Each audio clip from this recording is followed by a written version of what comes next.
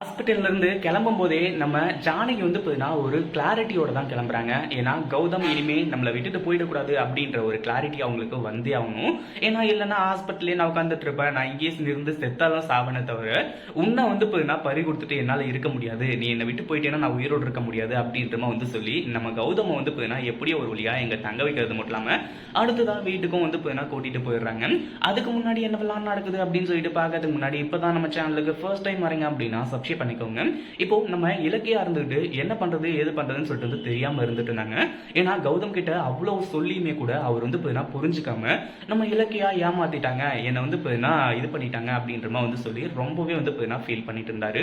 இப்போ நம்ம ஜானகி வந்து உயிருக்கு போராடுற நிலைமையில ஹாஸ்பிட்டல்ல கொண்டு போய் சேர்த்திருக்காங்க அப்படின்னு உடனே ஓடோடி வந்தாரு. இங்க வந்து டாக்டர் கிட்ட என்னாச்சு ஏதாச்சு அப்படின்னு சொல்லிட்டு விசாரிக்கும் போது நடந்தது எல்லாத்தையுமே வந்து சொல்றாங்க. இந்த மாதிரிதான் வந்து நடந்திருக்கு, அவங்க ரொம்பவே அதிர்ச்சியாகவும் டிப்ரெஸ்டாகவும் நீங்க இல்லை அப்படின்ற ஒரு வருத்தத்தோடய இருந்துட்டு இருக்காங்க, நீங்க தான் அவங்களுக்கு மருந்து, நீங்க போய் பேசுனீங்கன்னா அவங்க சரியாயிடுவாங்க அப்படின்றமா வந்து சொல்லி இப்போ அவங்கள போய் பேச சொல்றாங்க. போயிட்டு நம்ம கௌதமும் வந்து பேசுறாரு.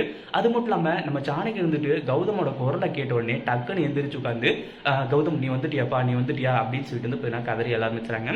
ஒரு பக்கம் நம்ம கௌதம் வந்துட்டு இப்போ வந்துட்டு இங்கிறது கிளம்பிடலான்னு சொல்லிட்டு தான் பார்க்குறாரு. ஆனால் நம்ம ஜானகி வந்து இங்கே பாரு கௌதம், நீ வந்து என்னை விட்டு போயிட்டா அப்படின்னா நான் கண்டிப்பாக உயிரோட்டவே இருக்க மாட்டேன், என்ன பண்ணுவேன் ஏது பண்ணுவேன்னு சொல்லிட்டு எனக்கே தெரியாது, நான் இப்படியே இருந்து செத்த கூட செத்துருவேன், என்னை விட்டுட்டு போயிடாது கௌதம், போக மாட்டேன்ல அப்படின்னு சொல்லிட்டு கேட்க ஆரம்பிச்சுறாங்க.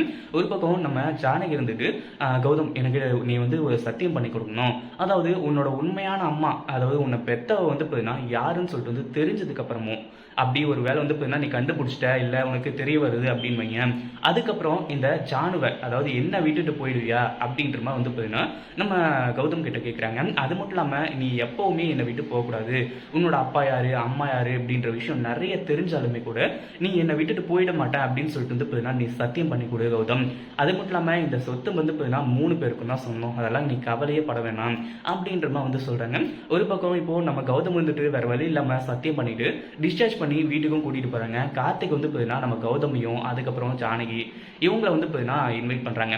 அண்ணா நீங்க எதை பத்தியும் கவலைப்படாதீங்க, நான் வந்து இந்த மாதிரி இந்த விஷயத்தை பத்தி எல்லாம் எப்பயுமே நான் பேச மாட்டேன், நீங்க என்னதான் இருந்தாலும் அதாவது என்னோட அம்மா வயிற்றுல பிறக்கலனாலுமே கூட நீங்க என்னோட உண்மையான அண்ணன் தான், அதில் எந்த ஒரு சந்தேகமும் கிடையாது, இத்தனை வருஷமா வந்து அண்ணன் அண்ணன் சொல்லிட்டு வந்து பழகிட்டு ஆனா இதுக்கப்புறம் வந்து வேற ஆள் மாதிரிலாம் என்னாலையும் பழக முடியாதுன்னு, நீங்க என்னோட உண்மையான அண்ணன் தான் அப்படின்னு சொல்லிட்டு வந்து இப்போ கார்த்திக் வந்து கௌதம் கிட்ட சொல்றாங்க. இதை கேட்கும்போது கௌதம்க்கு ரொம்பவே சந்தோஷமா இருக்கு. ஏன்னா உண்மை தெரிஞ்சதுக்கு அப்புறமா கார்த்திக் வந்து எங்க அண்ணன் சொல்லிட்டு வந்து கூப்பிட மாட்டானோ அப்படின்ற மாதிரி நிறைய வருத்தம் வந்து நம்ம கௌதமோட மனசுக்குள்ள இருந்துட்டு இருந்துச்சு. ஆனா இப்போ வந்து அது எல்லாமே நீங்கிடுச்சு, இனிமே சகஜமா எல்லாரு கூடயும் பழகலாம் அப்படின்ற ஒரு நம்பிக்கை வந்து நம்ம கௌதமுக்கு வந்தாச்சு. இதை பத்தி நீங்க என்ன நினைக்கிறீங்க? நம்ம கௌதம் வந்து இப்போ ஜானகி கூட போயிடுவாங்க அப்படின்றது எல்லாருக்குமே தெரியும். அப்படி போனதுக்கு அப்புறமா இந்த அஞ்சலிக்கு என்னென்ன ஆபத்துகள் காத்திருக்கோம், இந்த அஞ்சலி பண்ண காரியத்துக்கு எல்லாத்துக்குமே சேர்த்து நம்ம இலக்கியா பதிலடி கொடுப்பாங்களா கொடுக்க மாட்டாங்களா அப்படின்றத கமெண்ட் பண்ணுங்க. இந்த வீடியோ பிடிச்சிருந்தா லைக் பண்ணுங்க, ஷேர் பண்ணுங்க. இப்பதான் நம்ம சேனலுக்கு ஃபர்ஸ்ட் டைம் வரீங்க அப்படின்னா சப்ஸ்கிரைப் பண்ணிக்கோங்க.